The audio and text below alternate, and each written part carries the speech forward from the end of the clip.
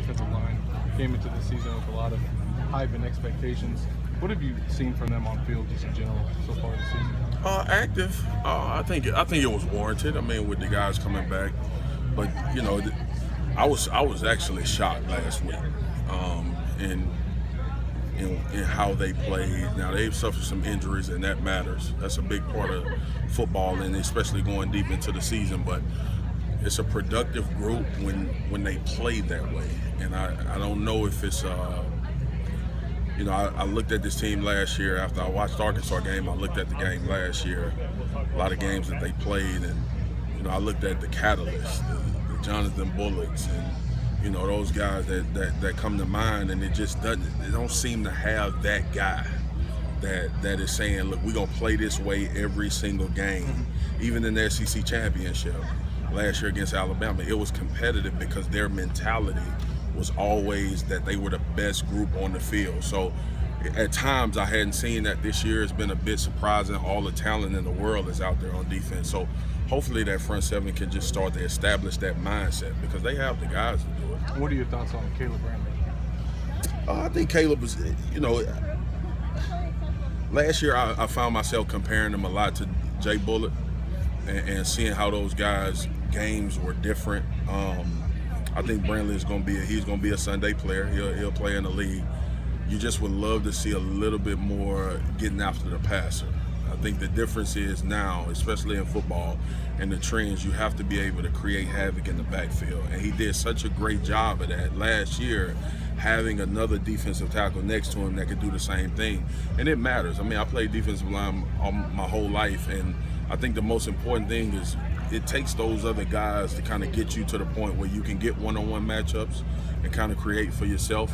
Been lacking a little bit in that this year, but I still think he's a real good football player, powerful, thick lower body. I know I sound like a scout right now, but you know, you love him as a three technique or one technique on the next level, playing over the center or the guard. So, you know, I think he's still making that push, but I saw some disturbing things against Arkansas, to say the least, last weekend. So, Marcus, what do you think of this whole Muschamp-McElwain dynamic? I mean, how it's all, you know, this looked like a kind of intriguing subplot, but now it's really kind of ratcheted up to kind of a must-win situation here for the Gators. Well, both of them are still in competition to try to win this side of the division, and I think, you know, obviously with what Will has been able to do at South Carolina, which none of us expected it. Now this game is important. It's magnified now because South Carolina has a chance. And then Jim coming in this game and really needing to get back on the right track after last week. And it's always interesting to me to see how teams respond after they suffer a loss like that. We saw a lot of things happen this year where you would say guys can't recover or what will happen the next game, i.e. South Carolina winning and Mississippi State doing what they did against Texas A&M. So, I mean, at the end of the day, you're dealing with 18 and 19-year-old kids, and whoever gets the message across the best. So that's what I think this game will come down to. The way South Carolina's playing right now, I think they can compete in the East. What are the emotions like on senior day, and what do Florida players have to do to overcome those and still go on? It's crazy, man. I tell you what, and I don't know if a lot of people put enough emphasis on it, but when you, especially playing in the league like I did for 9 years, there's no senior days or veteran days in the NFL.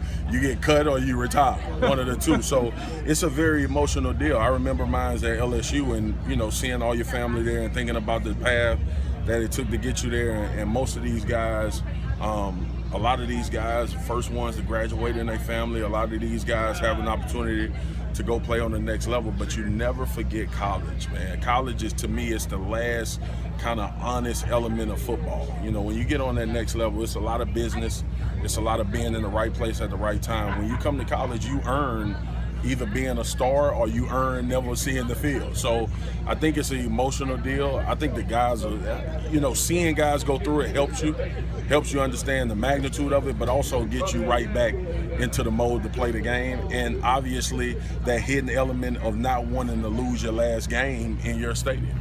How do you put aside that emotion because you do the senior day stuff before the game. How do you put all that aside once the ball kicks off? Well, you always, it's a funny saying. You either figure it out by being a guy that's professional and going about what you have in front of you, or somebody pop you in the mouth, and then you realize, oh, senior day is over and I'm playing a football game. So hopefully they can come out and just play football and not really, when you get to the point of the game and you run on the field to play, yeah, it's emotional, but it's been a lot of big games at this university. So I think it's just getting back to football and just trying to kind of funnel everything in the game plan execution, playing with a lot of passion and trying to get a W. And if that's on your mind, then you usually gonna play the way you played all other games that you're trying to win. If you think about senior day and mama crying and giving her the roses and daddy talking about how hard it was to get you through these 4 years, you behind the 8 ball so far, you probably won't wake up till the third quarter. Marcus, you kind of hinted at it a little bit earlier, but there seems to be this big rift between the SEC East and West right now. Do you have any thoughts on what the cause It's is? mind-boggling, man. To me, I can't figure it out for the life of me. And then, you think about where these schools are placed, right? We here in Florida. It's so many football players in the state of Florida that should be either going here or Florida State. And not that the programs aren't successful. It's been a tremendous amount of success. But for the West to continue to dominate, and basically when we say the West, it's been Bama. Let's just be honest about it. It's not like the other team. Surprisingly, Arkansas, the way they beat Florida, kind of pushed that narrative a little bit further last week. But it's mind-boggling to me, man. When I came in the league, it was Georgia, it was Tennessee. Tennessee had Haynesworth and Big John and Jason Witten was there, and it was just flooded with guys that we beat them in the SEC championship to stop them from going to the national championship. But you knew that team was good. We didn't get lucky, but some things went our way in order for us to win that game. I don't know. I think it boils down to recruiting, and one thing I've been trying to research for a while now, how directly does recruiting impact maybe 2 or 3 years down the road for some of these SEC teams? And by a wide margin, the SEC West has recruited better than the East. And I think that's the part that kind of, it makes you scratch your head, because the East is in Georgia, Florida, Tennessee, Saban and Les Miles when he was at LSU, and Hugh Free. All of these guys are able to go into these states and pull recruits that usually was going to Florida or usually was going to Georgia. So, and I think it will change. I think it'll change. I think what McElwain has been able to do, I think Kirby going back to Georgia, he'll start to get some of those top guys out of Georgia instead of them going other places. But right now, man, it's just a recruiting battle, and the West been winning it year in and year out up until this point. Marcus, were you just surprised by the animosity created by the canceled game between your alma mater and the Gators? I mean, rarely do you see the ADs actually taking shots at each other. They usually don't say much to Yeah, well, it was, for me, obviously being an LSU guy and dealing with natural disasters before. I was in school when 9/11 took place. I had family in school when Katrina happened. For me, it was more about, let's make sure people are okay. Like, football in the grand scheme of things is this minute speck of what we really do in the grand, especially when you're talking life or death. Veterans Day today. Really, how much does it really matter? I know people go crazy about it and they plan weddings around it, and babies don't need to be born until the spring and all of that.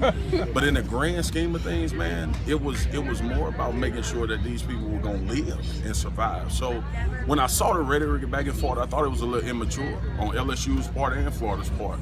And just keeping the big picture, and it also lets you know how important football is in the Southeast too.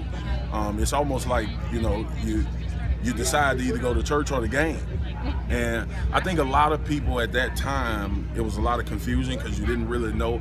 I had people tweeting me with the sun up in Gainesville the next day, and I would tweet back, well, it was a hurricane. Like, we've been through this in Louisiana. Let's understand what this is about. So, then the jockeying for position about where the game should be played and all of that.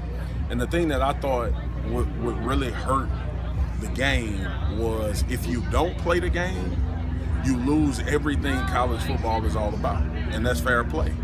We got this stuff set up so everybody has the equal chance to lose or the equal chances to win.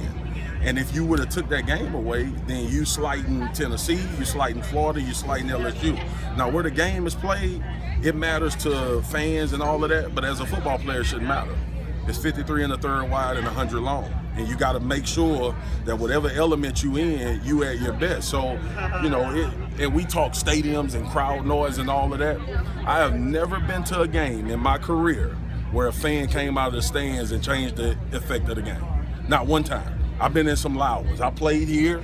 I played in all of them. Not one time has any person went on television after a football game and said, man, the crowd was loud. That's why we lost.